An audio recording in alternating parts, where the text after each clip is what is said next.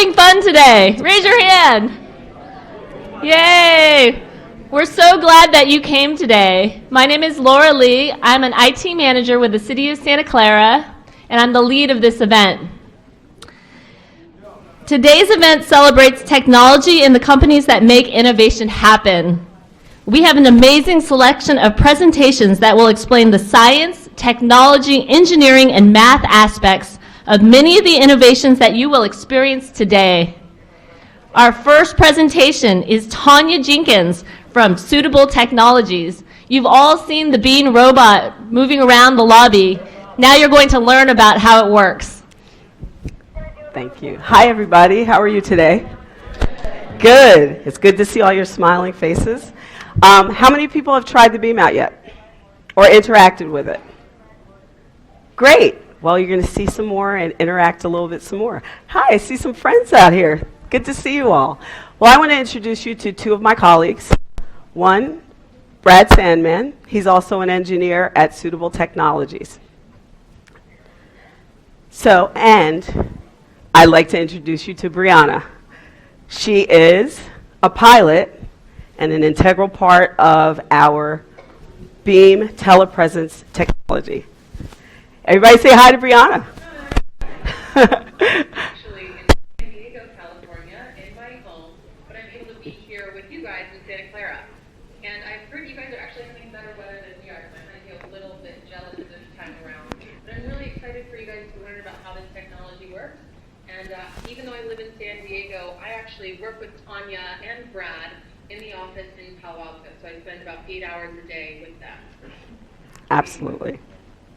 Thanks, Brianna. So Brianna and I will be presenting a little bit more later. I just wanted to, Brad, did you want to say something? Oh, can everyone in the back hear Brianna when she was talking? Yeah? Okay, great. Great. So I just wanted to tell you a little bit about myself. The first slide said who I am and why am I here. Well, this is who I am, not all of who I am, but I wanted to give you a little bit of my background. I'm a senior automation engineer at Suitable Technologies. What I do is instrument the testing of the BEAM.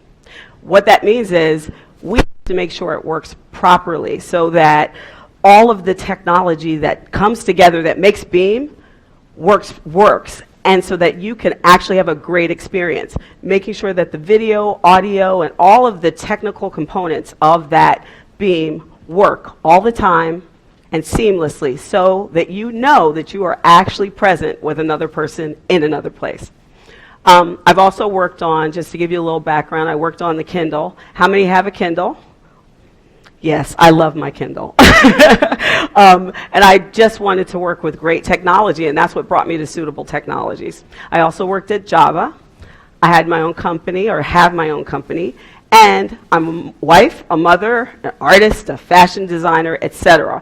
The reason I'm telling you that is so that you all know, especially the kids in the room, I want you all to know that it takes a lot of your character in engineering to make great innovations. So you can be an artist and be an engineer. You could be a musician and be an engineer. You could be an engineer and be an engineer. That's fine. We know some of those people, don't we? They're just engineers, but they're fantastic people. And that's what I wanted to make sure that you knew, that you don't have to come from one specific background. It's great. You need to definitely have a curiosity, and just want to learn and do new things. So why am I here? Well, what do engineers look like? I mean, when we think about things, we think about what a person looks like. Do they, do you have a picture? When you think of Einstein, you think of the hair. At least I do. I don't know what anyone else does. Or I think of that lab coat. But when you think of an engineer, I want it to be that you think of girls and women as well, and underrepresented minorities. That's one of the things. Everybody can be one. Me and you. So every child out there, every person out there, you can innovate. You can be an engineer. I was also involved in a STEM program previously. I know STEM back then, a lot of people are like, what does that mean? Well, we had in my school, they noticed that there were a bunch of us that had really good aptitudes in math and science. So what they did is anyone's interested in math and science, come on down. Well, not a lot of people that look like me came down. So what they did, look, you guys should know what this is. And they started a program and they talked to girls and boys, minorities. They talked to everyone who was interested, and I got involved. So that was really great. And one of the things that really took me far in this was my desire to understand things, to learn, and to work hard. That's what you need. So everybody out there, I think you can work hard, right? I think you can actually think about things and take them apart. Brianna, what do you think? I think that everything that you're talking about is exactly how I feel. I know that being especially a young lady going into math and science is not necessarily the most popular route. And it can be hard at times. But especially to some of the young girls in the room, I talked to a few of you right before the presentation. I hope you know that even though the road ahead may be challenging at times, if you stick with it, if you have the willpower, you can do it, and you can have a fantastic job here in the Valley. That's right. Like I said, I wanted to work on the Kindle, and I got to do it. I realized a dream, and it was fantastic. And then I wanted to work on something very different. And here I am. So to have that desire, and it's important that you look for people who will help you. So go to your teachers. If your teachers your teachers can help, your parents' friends, talk to everyone you know, and tell them what you want. Tell them what you desire to learn. And guess what? You don't have to stay there. You don't have to stay in that one thing. You learn about, say you learn to be what electrical engineering is, and then all of a sudden, I don't like that so much. What about mechanical engineering? It's okay. That is great. We need people everywhere. That's what these programs are about. So I'm here because I want to show all of you that engineers can be very diverse and come from diverse backgrounds as far as education, et cetera, and still make a difference and love what they do. So who makes a great engineer? Someone who's curious and passionate, who likes to take things apart. How many of you kids like to take things apart? You stood up. I like that. Yes. Who likes to put things together? Okay. What about putting together the things you took apart? Fewer hands, okay? I think I have a lot of parents out there putting things back together. So, you know what? It's funny. That happened to me. I took things apart. My parents were I put some things back together. But, I lost interest once I figured out how it worked. And my parents were just, and putting things back together. So, don't worry. Your kids are going somewhere with that. Let them take it apart.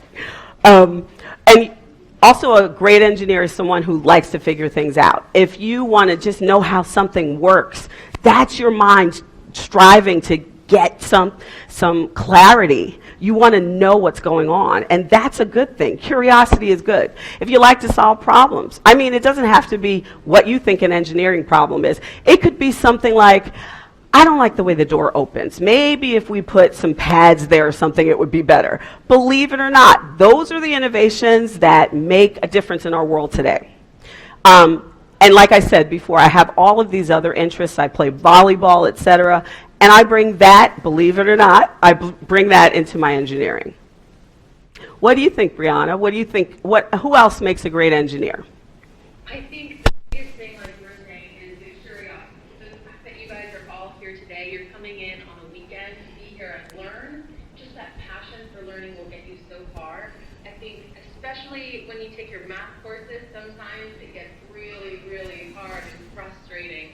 But I know that the light at the end of the tunnel is that you get to have this incredible career and work on so many different things. There's engineering all around us, every aspect. When you leave today and you're driving down the road, the bridge that you're on, the GPS in your car, the apps on your phone, everything around you has engineering. So, like you're saying, if you like fashion, there's engineering in fashion.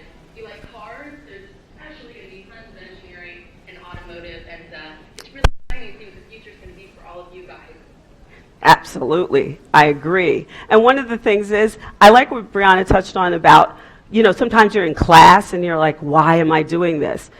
What I used to do in engineering school, believe it or not, before finals, I would make an outfit. I just would go and just make an outfit because that made me connect back to myself and remember there's so many other things, and remember that what I wanted to get to was still there.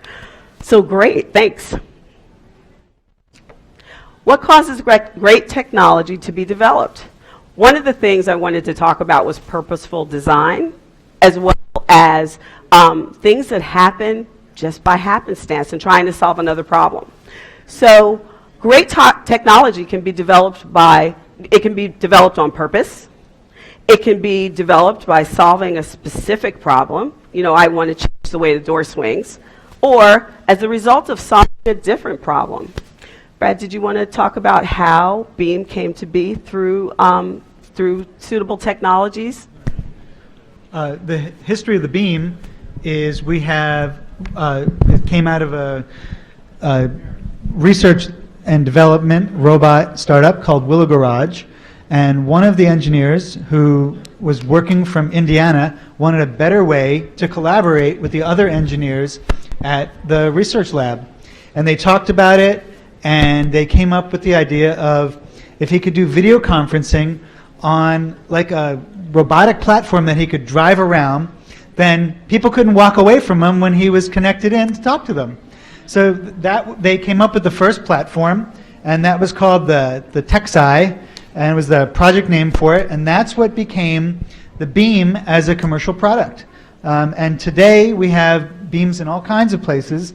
In museums, we have them in businesses, we have them in places where people who can't get out of their beds because of disabilities can access the world. There are times where you can visit the Eiffel Tower from a BEAM, or see what's going on in Las Vegas.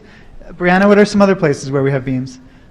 We have them in the medical space for doctors to be able to have expertise on site immediately. So what's been really incredible to watch is that it's not limited to anything, really. You think about how often you'd like to be in two places at once. Maybe you have family overseas. For me, my family is actually located in the Bay Area, even though I'm in San Diego. So I like beaming in and visiting my parents and staying connected with them, even though we're in different cities. But it's one of those things, if you get a little bit creative about it, think of a place that you would like to be. Maybe you are studying French in school or Spanish in school. Imagine being able to beam into France and have a conversation with a kid just like you in France at the Eiffel Tower. That is entirely possible. And it's something that we look forward to exploring even more as time goes on. It's putting beams in more places and bringing science to access. And that's great, because think about it. How many times have you been in one place and wanted to be somewhere else? Has that happened to anyone? Yeah. And this allows it. Brianna can, when we're done, Brianna can go off and do something locally because she can be done.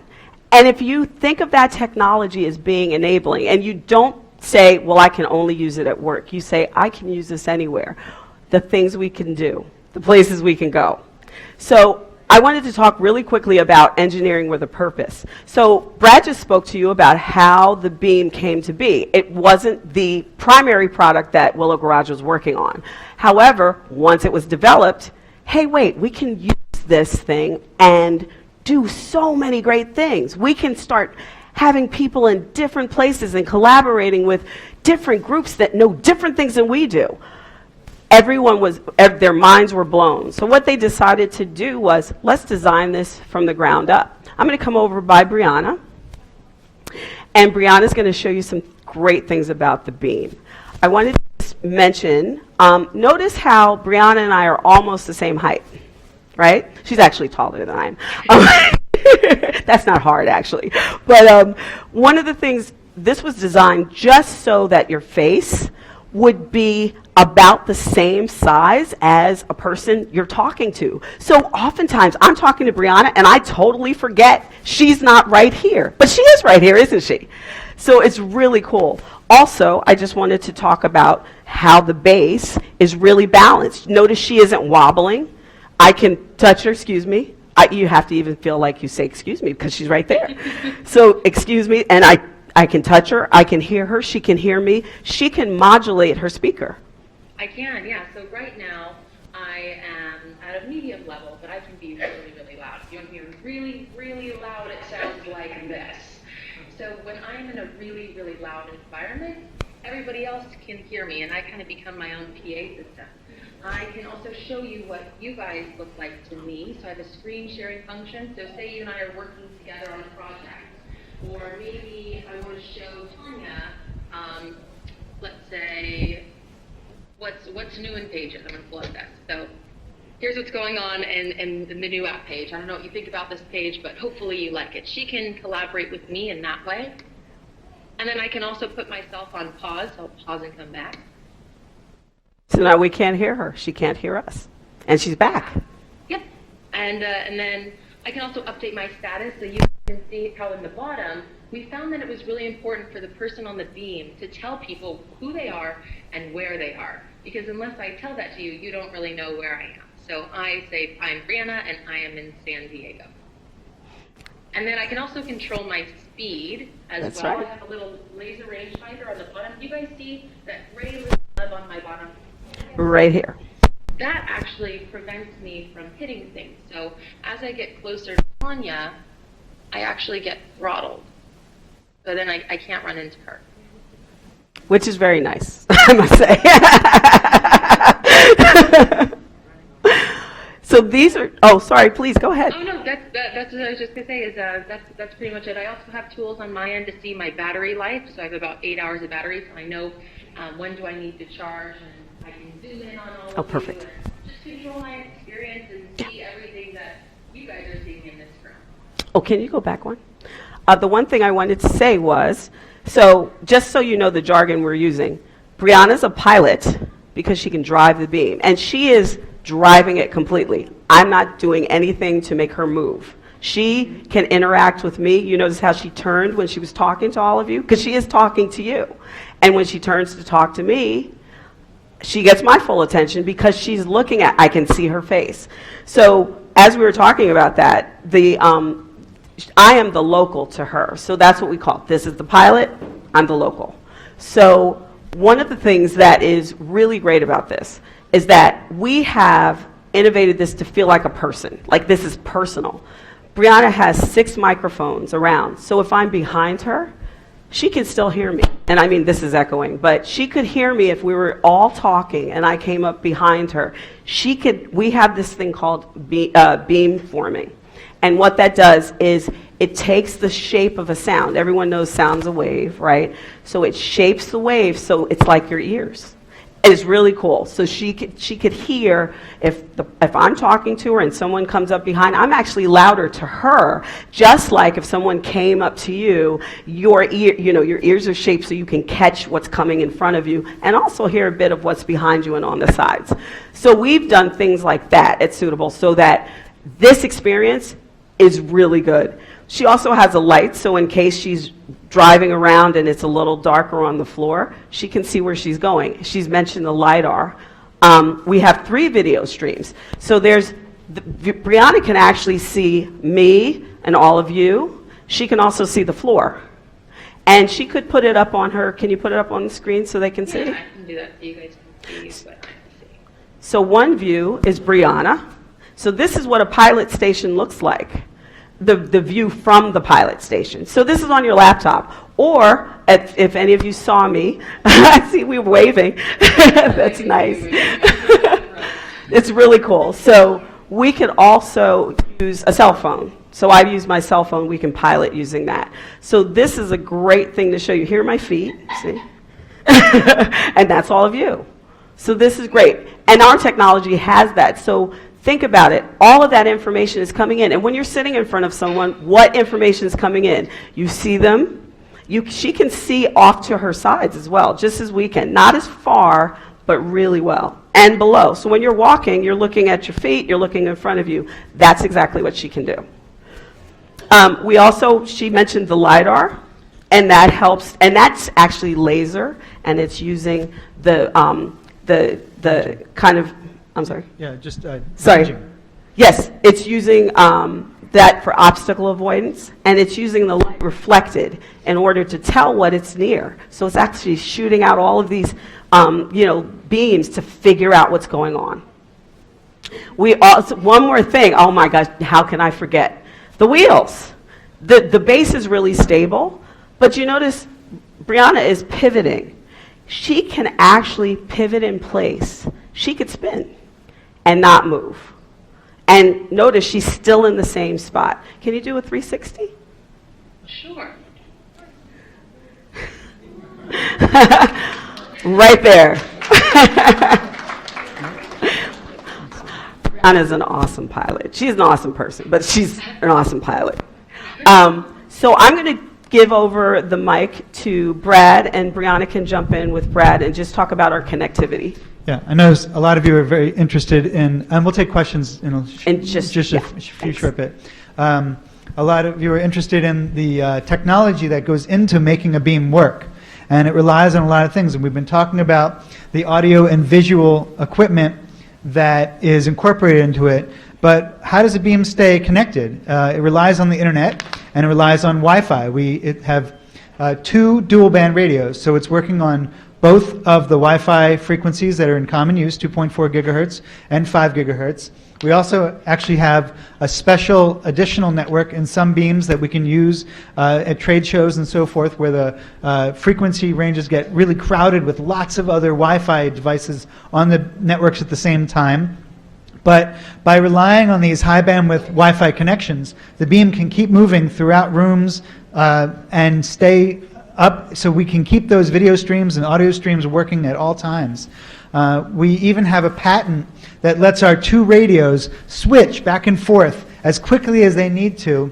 When one Wi-Fi radio is in communication with the network and keeping the streams up, the other one is always going around checking for the best connection possible with all the networks it knows about. And if it sees one that's better, in milliseconds it can switch over, and you can't even detect it on the beam while you're using it or while you're viewing it.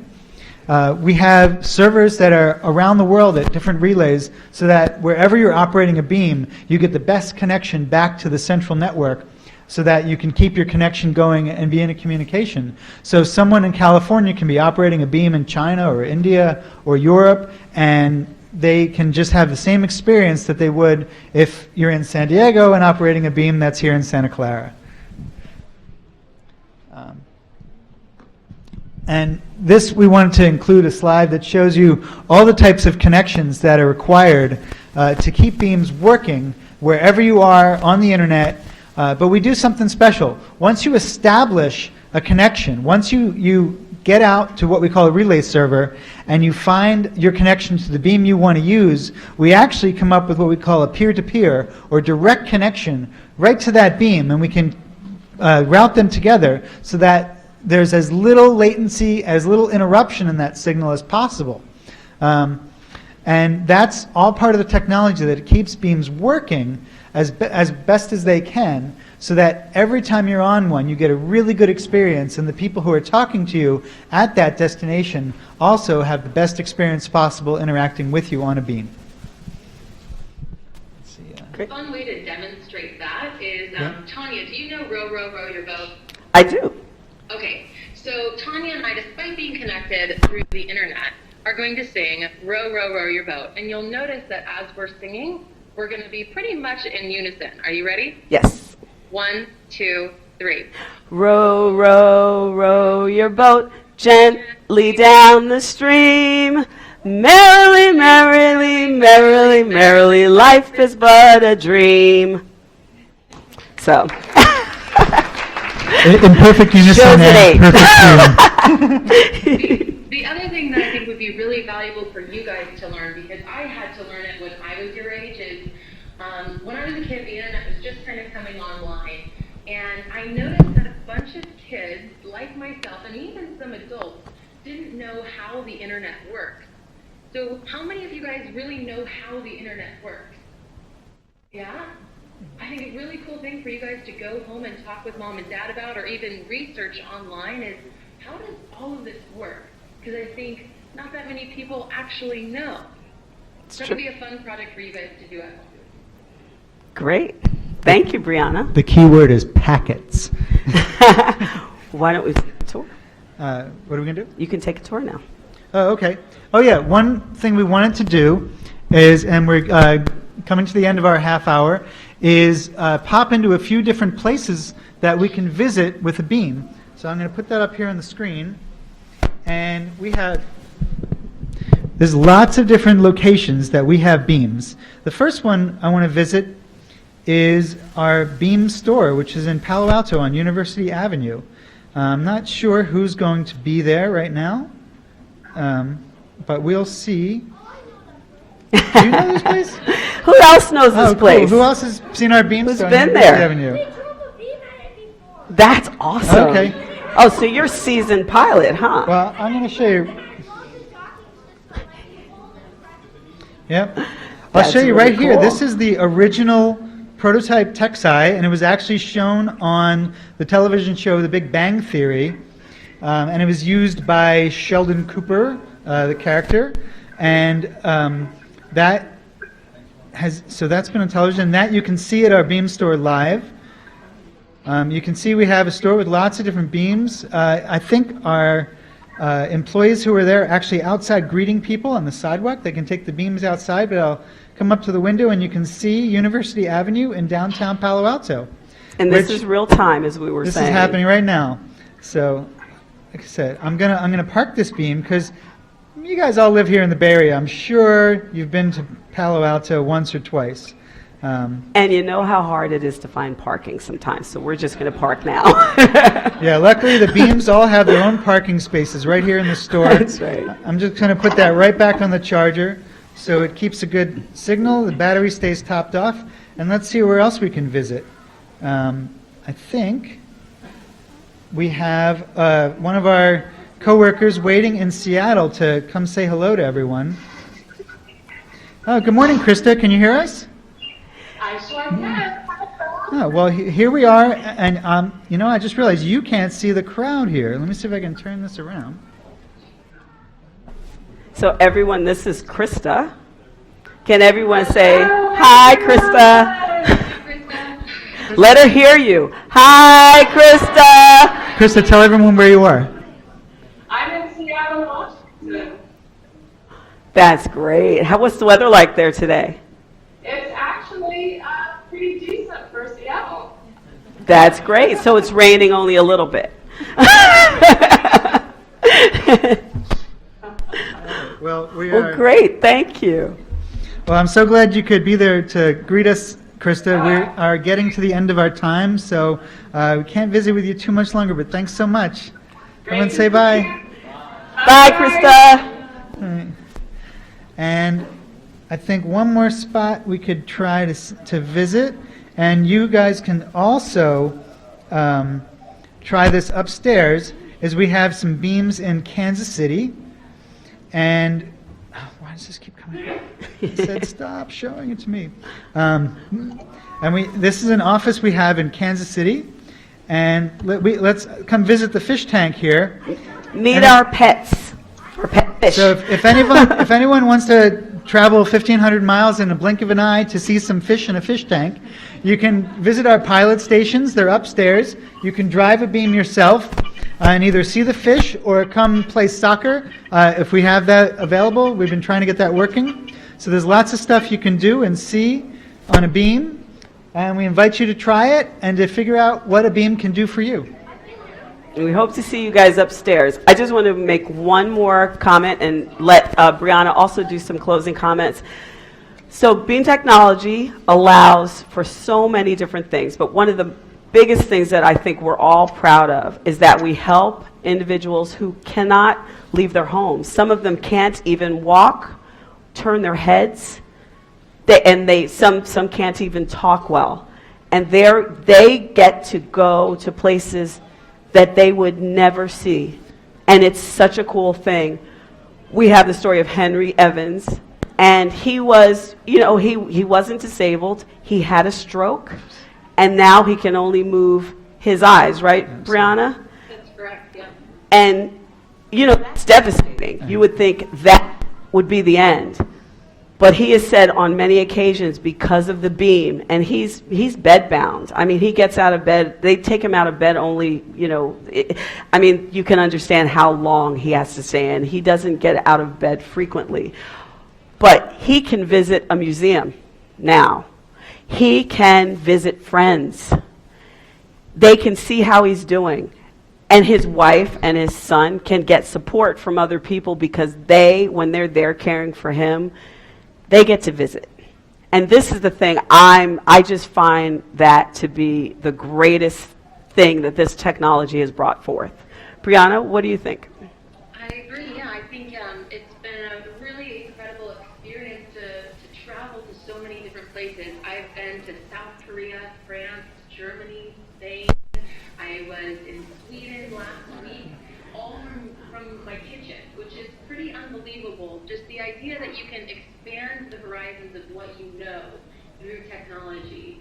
You could go to more countries, you could meet more people. I've actually met people as a beam and then become friends with them and then met up with them in real life. So I have friends now in South Korea that I'm getting ready to go visit. And all I know is that I'm as a beam. So I want you guys to walk away thinking about what possibilities that you can think of. I also want to let you know that you can tour the San Diego Air and Space Museum. Wow. If you'd like to beam in, we have docents there that can teach you all about things just from the comfort of your home, and I'll be there too, so I'll meet you. You can just find them on their Facebook page, San Diego Air and Space Museum, and then of course drive our beams upstairs and visit us at our beam store in Palo Alto. We're always happy to have guests. Thanks so much, Brianna. That was great. And we want to thank you all for coming. I think you know who that man is. This was just, he met a beam. He met April through a beam. And she was able to talk to him. She's disabled. And she was able to visit the president of the United States. I mean, that's awesome. And he was really, really impressed with our technology. And I just want you to think, when you come up, I hope you'll come up and drive a beam. When you come up, I want you to tell me what applications you think the beam could have. What things could we do or you do with the beam? What things can we expand on it? We want to hear it because this is what engineering is. Thanks so much. Brad, did you want to make... Well, we have some time for questions if anyone has any. Sure. Let's start with the young man here and then next to you.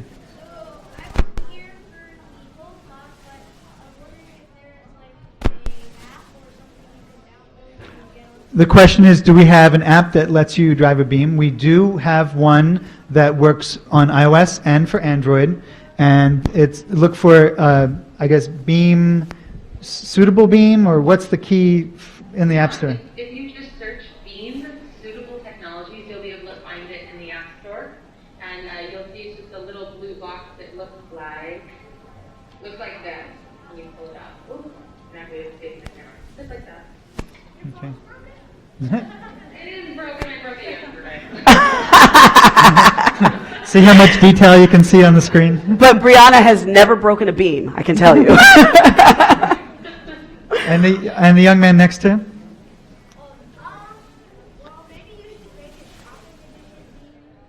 Shopping beam?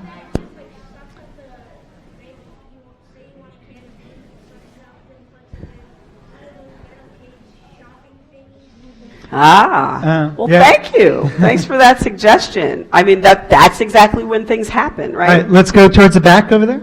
Young lady? Yeah? Can you stand up, please?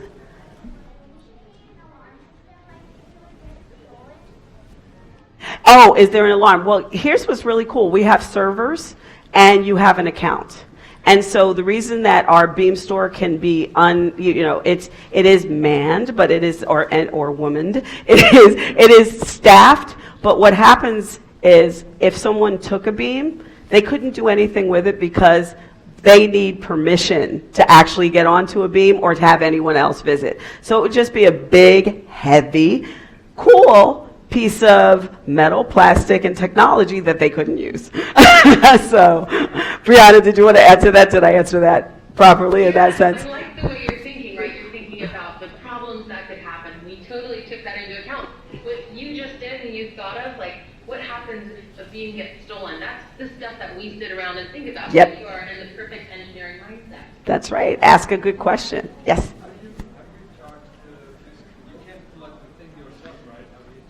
Yeah, the question is, how do you charge a beam? Yes, we have docking stations. You get that? And when Brad was driving the beam, you saw him at the store. He backed into a little place, clicked, and then you saw a little battery. That's the charging station. And this has 8 hours of charge. So fortunately, if you're hanging out, you won't run out of charge. But when you're ready, you can just dock it, and it charges in like 6 hours, right? To get up to 8? 4 hours for 4 hours, sorry. Okay. And there are contacts on the bottom of the beam that meet up with the charging points on the dock itself. And it makes not only is it fairly straightforward to do it manually, but as soon as our cameras detect the dock itself, we do some computer vision, and we do what's called augmented reality.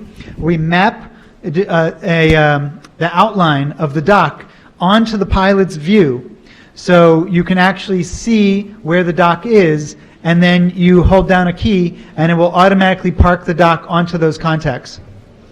So thank everyone for coming. Let's take one more question. Okay. That's a great question. How yes. do you go downstairs? You don't. You definitely need to avoid stairs, Yes. open elevator shafts, any dangerous spots. Anyway, no escalators. Just want to say thank you all for coming. Thanks very much, It was great everyone. meeting you all. Hope to see you upstairs. Thank you.